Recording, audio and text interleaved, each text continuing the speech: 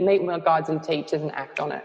And what I'm finding is that also that I don't even need to go on the shamanic journey sometimes. Like I just ask and become still and know and just get clarity about what's the next step. It's like really tuned into the intuition. So it's not coming from forcing it from more of an ego space of separation. It's more connecting in with, you know, the whole, and then taking action that's aligned with that. And, you know, that Awakening Aphrodite course, for example, when I was bleeding, it just came through so clear, and I mapped out the 4-week course, and within like a week I'd set up the page and set up the, you know, course for sale, and then 2 weeks later it started, and there was all of a sudden, like, this is how fast it was just like boom, boom, boom, and then I ran the course, and then like had all these, I don't know, like can't remember how many, like 30 or 40 women activating their Shakti power and the power of their womb, and it was just so cool, right? Yeah. And it was all just felt so guided and so fast, and all just happened. Like, how often does that happen? Like, I got an idea, okay, 2 weeks later we're in it. I had the same, well, not the same, but a similar experience when I started up my podcast, actually. Everything. Yeah, that's so cool. Yeah. So, you know, it's confirmation that this is what you're here to do, and it's all in alignment, right? So the right people step up, people will support you. People, it's like they feel the enthusiasm, they get excited. They're like, yes, how can I help? Yeah. You know? Yeah. Yeah. So going back to our menstrual cycle, can you tell us what is natural fertility? Yeah, okay. Well, natural fertility, in a nutshell, it's knowing when your natural fertile time is. So if you are aware of your cycles, as I mentioned before, you know, you get your monthly cycle, give or take. Some women shorter, some are longer. Some women are quite irregular. But still, fertility is when it's only a very short time of the month that you're actually fertile, able to conceive a baby. Yep. So it's at that time of ovulation, and it's only around sort of 3 days. Well, it's really like 1 day, but sperm can kind of live for up to 3 to 5 days inside you. So you kind of be mindful that there's a bit of a window where you can be fertile. So it's just basically avoiding having any sperm come in contact with an egg at that time. Yeah. And the other thing that a lot of people don't know is that we can potentially ovulate a second time per month, and that's called your lunar ovulation. So whatever phase the moon was in on the day you were born, every moon cycle you could potentially ovulate on that same phase of the moon cycle. So, for example, I'm on a disseminating moon just after the full moon, so about like, say the full moon's 14, I'm about 16. Day 16 of a moon cycle is potentially when I could ovulate again. So people go, I don't know how I got pregnant. I wasn't ovulating. You know, they might have got pregnant even when they were bleeding, because this can even happen. You can ovulate while you're bleeding. Yep. So it's really worth looking that up, finding out when you were the day you were born, where the moon was, what day of the moon, because it's counted in days. Day 1's a new moon, up to day 28 at the end. Yeah, day 14's a full moon. If you find out about that, it gives you so much more awareness and power about, you know, knowing when you can get pregnant, if you want to get pregnant or if you want to avoid it, one way or the other. Knowing that gives you a lot of power. But there's also other elements in fertility, like understanding. Like, I actually haven't used the like you can do your temperature, you can check the mucus of your vagina changes, and most women will know, but they might not recognise a pattern. But if you actually track it, you'll realise, like, around ovulation, it's more sort of like eggy, stretchy, kind of conducive to sperm swimming through type fluid. So, yeah, if you look up the Billings method, that's a good way to kind of get some resources, or natural family planning, I think it is. But Billings is because it's been around for a long time, and that way you can learn more about more tools. But I personally it's I'm very fertile. Anytime I've wanted to have a baby, it's like, bam, done. And I've had 3. Well, actually, I've been pregnant 5 times, had 3 babies. So, yeah, and it's amazing. My partner and I, we're quite sexually active, and so our youngest is 5 years old. So for 5 years, we haven't got pregnant again. the other part of it is it really clear intention. And see, a lot of people are not really at a point where their consciousness is that clear to really like have a gate up. Like, I am not open to conceiving right now. You know, we do have the power to do that. It's just that if there's any doubt, then it's not going to work. And also, if there is a soul that is actually meant to be coming in through you, it's not going to work. So it's like not really a foolproof plan. But just to know that, you know, when you understand your body cycles, you can choose to, you know, conceive or not conceive. Yeah. Without the pill. Yeah. And what I found really interesting about this, because I did read up the Billings method, I found it really interesting that there's so much science behind this. But what I found even more interesting is that this method has been used like for centuries in all these ancient cultures, like the Aboriginal women, the Indigenous Australian women used this.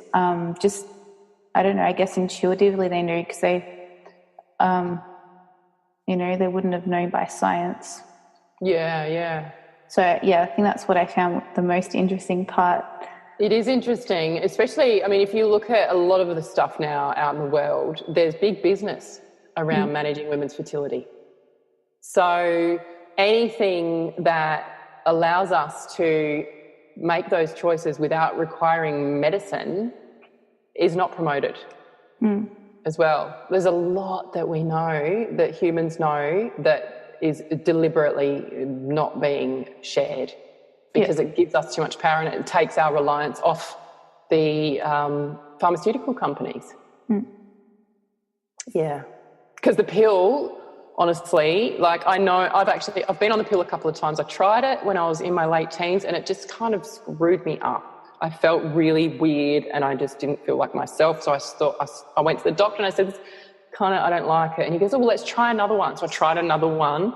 Plus, because I kept forgetting to take it, you know, I meant to take it every day at the same time or whatever.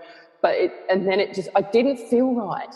Yep. It just, and I just thought, I can't do this. And then now I've learned, like, it really, if you think about your hormones, they are like the messengers inside your body. They are like so important.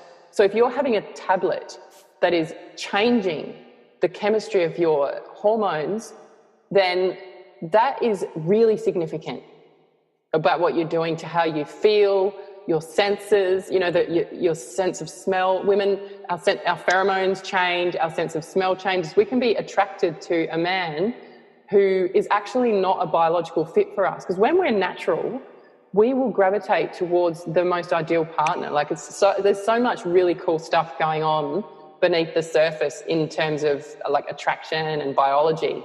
But when we're on the pill, we're no longer attuned to our own intuitive primal body responses because it's now overlaid with this artificial thing. And I know that like a lot of people listening may be on the pill and, you know, you need to make the choices that feel right for you, but I highly suggest exploring that, looking into it, finding ways that you can, you see, and some women go on the pill because they have reproductive problems. They may have really painful periods. They may have acne. There's other things, but if you look at that and go, well, what else is going on then? Because our reproductive symptoms are clues to where we're out of alignment in our body, because we're actually not meant to have painful periods. It's not normal, natural or healthy to have painful periods. And the way I see it, we can heal anything, but we just need to have the right resources and the right support. So if you're having pill for painful periods, then explore that, find someone who can support you with that, because what you're actually really aiming for is to have a body free of pain and also, more integrated and aligned, healthy. So, the pill may be masking the symptom, but it's not actually really healing anything. But the way I see it with health, you want to get to the core issue, find out what's happening and rebalance that. And, sacral chakra is around that reproductive area, is also to do with relationships. And we're looking at, and that goes right back to your relationship with your own parents, anything. There's a lot of layers there. So I work holistically. Let's look at what are all the factors so that you can come into healthy alignment in your body and you're not reliant on these drugs, because they also have other consequences, So, yeah, that's a bit of a long way to explain fertility. I feel like I had a few questions that popped up. Can I say one more thing? Yeah. I've got one more thing that I want to say about fertility. Yeah. Because the opposite, like the other thing, we're talking about a lot about preventing pregnancy, but actually when you want to conceive a baby, there's so many things that you can do to optimize your fertility to actually receive a baby in. And people tend to look at the physical stuff, which is important, being healthy, having a good diet, maybe doing a detox, all those things, right? That's one layer. That's a very surface layer, because underneath that, there's all the emotional, spiritual stuff. So I've worked with women who are like, I can't conceive a baby. I might go and get the fertility treatment or go and do IVF. And so let's spend some time though first going, okay, well, are you open to receiving a baby? And they'll go, oh yeah, of course I am. But then you sit there and go explore a bit deeper. Explore, how do you feel about being a mum? How do you feel about giving birth? How do you feel about having a baby growing in your body and coming out your vagina? All of a sudden it's like, oh, fuck, they all might suddenly have something come up. It's like, see, that resistance, that in itself could be completely blocking your body from conceiving a baby. So it's not just a matter of having a good diet, right? And I mean, I've got some really big insights about this whole thing because it's been a path of mine. And, I live in a blended family. My children were fully consciously conceived and birthed in full awareness.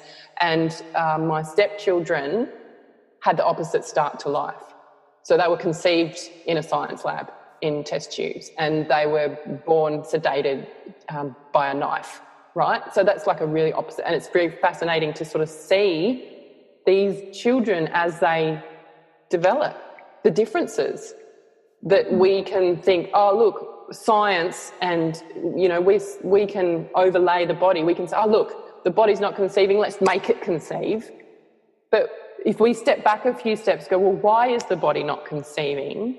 How can we create the most healthy, fertile, beautiful, nourishing environment for that baby to land and grow in that beautiful womb temple, instead of, oh look, let's just stick it in and hope for the best. And I know it's a very sensitive topic and whole other conversation, but I just wanted to say, like, you can connect with the soul of the baby too. I connected with the soul of my children before they've come in, and they will, there's whole stories around that which I won't go into, but there's so many factors and so many layers in fertility and welcoming a baby, and it's not just that surface level that people tend to look at.